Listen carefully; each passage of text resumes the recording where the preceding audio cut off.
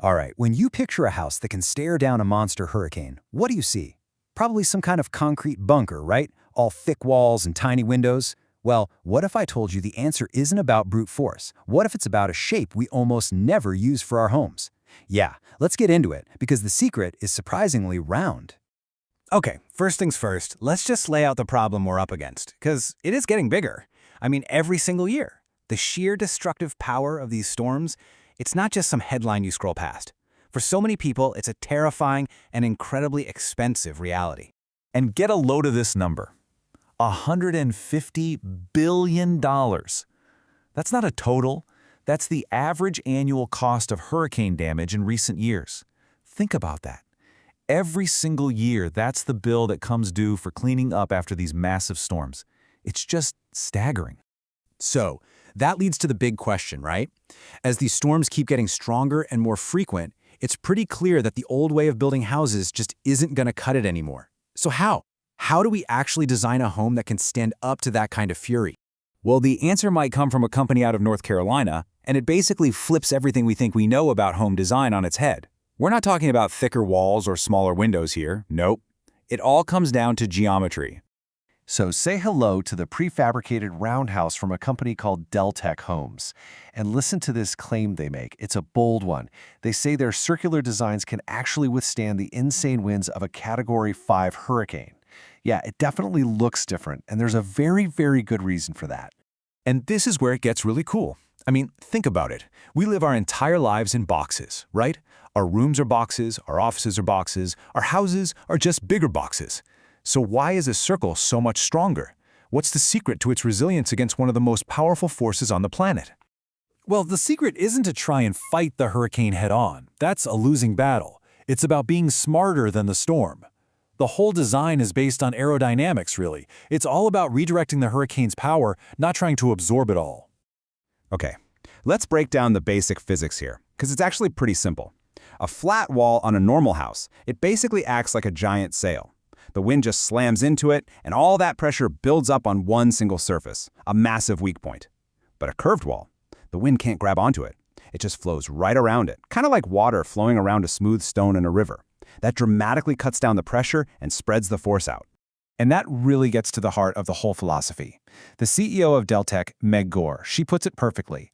Round really works with nature, instead of fighting against it. It's not about being an immovable object, it's about going with the flow.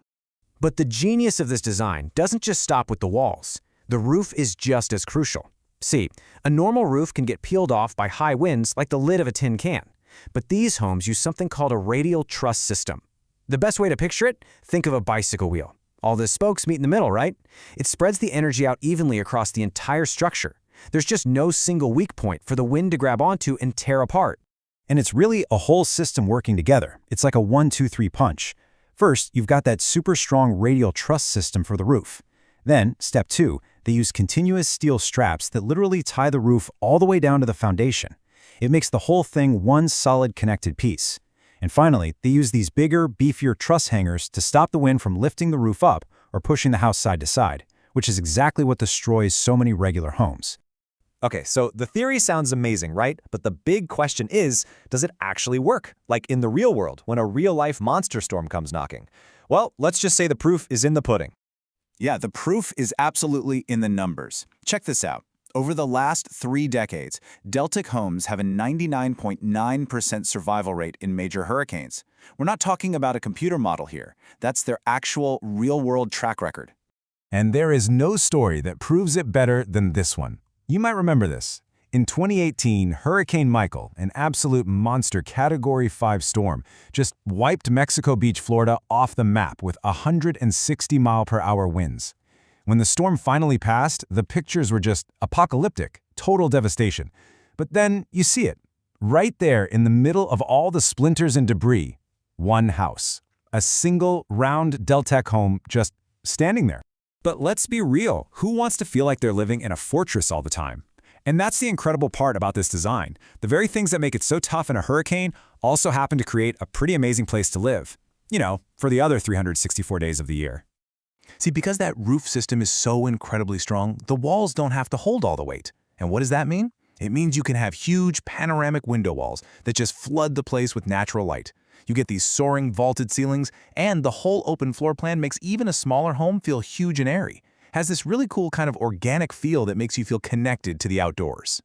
So, what does this all mean for the future of building? I mean, is everyone going to live in a roundhouse? Probably not. But this isn't just some quirky novelty. It's actually pointing to a much, much bigger shift that's happening in the entire housing market. You know, for decades, the biggest thing was curb appeal. How does it look from the street? But now, people, and especially insurance companies, are starting to ask a totally different set of questions.